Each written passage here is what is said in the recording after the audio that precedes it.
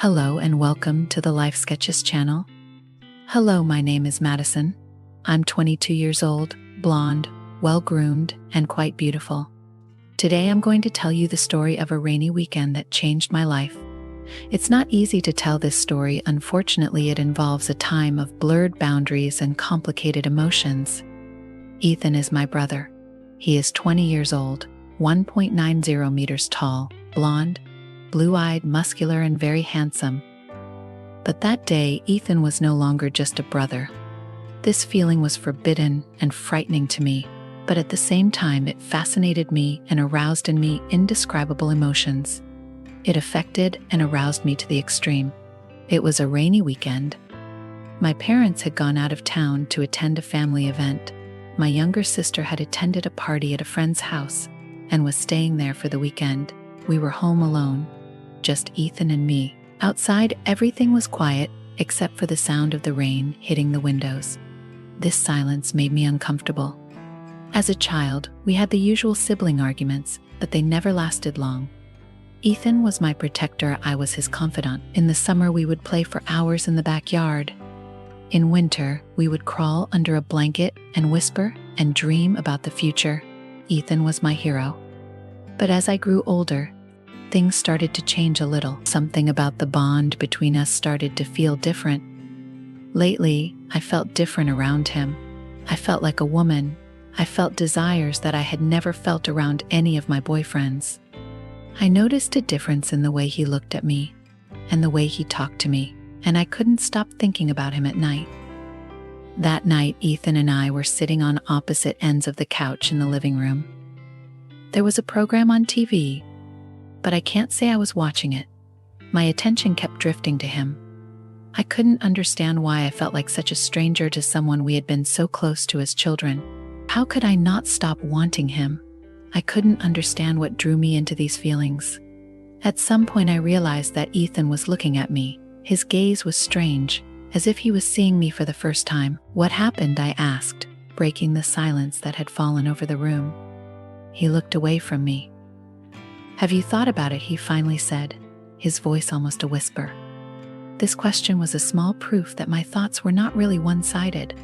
But no, I had to play dumb, I asked, pretending not to understand thought about what my heart suddenly sped up. My body was on fire.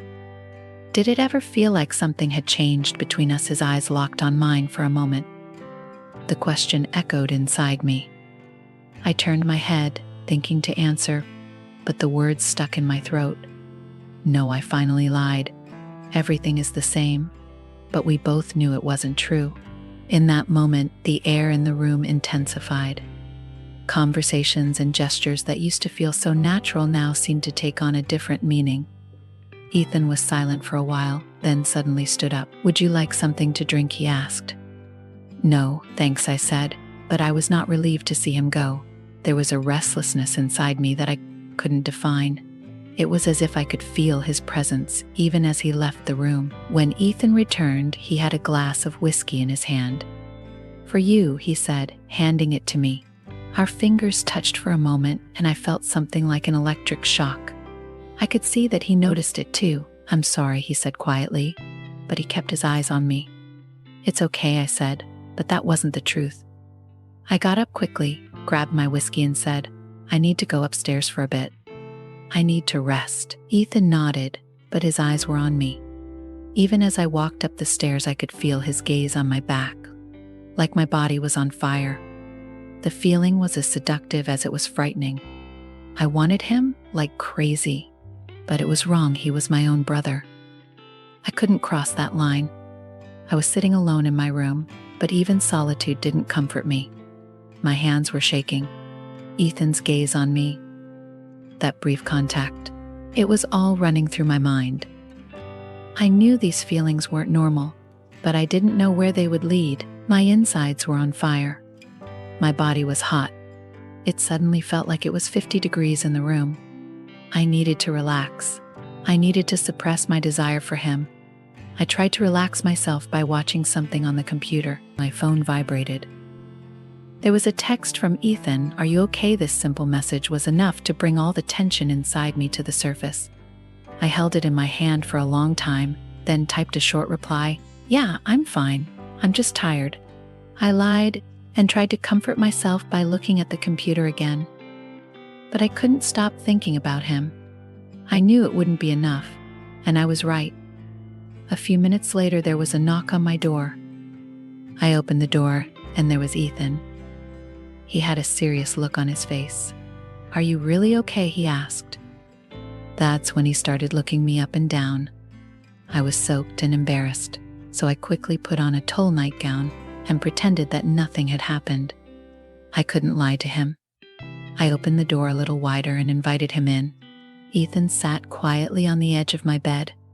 His eyes were watching me, like a wild predator stalking its prey. But at the same time, he looked so innocent. His eyes locked on mine. "Madison," he said, his voice soft but firm. "I feel like things have changed between us lately, and I can't deny that, but I don't want to lose you." Those words created a storm inside me. I didn't know how to answer him. I looked into his eyes, but the words stuck in my throat. "I feel it too," I finally whispered. Ethan took my hand. Even that simple gesture intensified the air between us. As our hands locked together, his eyes seemed to want to tell me something. "I wouldn't hurt you, you know that, right?" he said. I nodded, but the uneasiness hadn't gone away. Ethan took a step closer and our breaths almost mingled. It was like a moment that neither of us could control. And in that moment, I knew everything had changed forever. Suddenly, I stopped myself and stepped back, and Ethan left the room. I could hear his footsteps on the way downstairs. The whole conversation, the whole thing was up in the air. I wanted him, but I also wanted to stop myself. Then I decided to go downstairs and talk to him. I was wearing a thin tulle nightgown and my underwear. I went downstairs quietly. He was sitting in the room, silent. When I approached her, she startled and said, "What happened? Couldn't you sleep?" he asked. And I said, "No, we need to talk, and we need to clarify this." I went to him. He said, "Wait," and he brought another glass of whiskey. We sipped the whiskey. I said, "How is this going to work, Ethan?" After a moment of silence, Ethan came up to my lips and started kissing me like crazy. He grabbed my hair and pulled me to him.